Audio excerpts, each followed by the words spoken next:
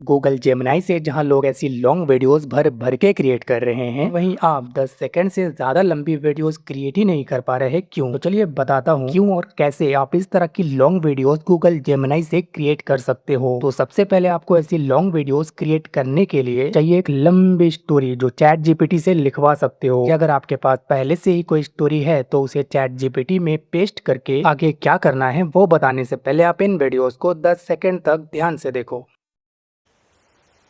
हाँ जी, बहुत हीट है, कुछ ठंडा करना पड़ेगा। ऐसी जगह चाहिए जहाँ गर्मी बिल्कुल ना हो। चलो जंगल में कोई ठंडी जगह ढूंढते हैं।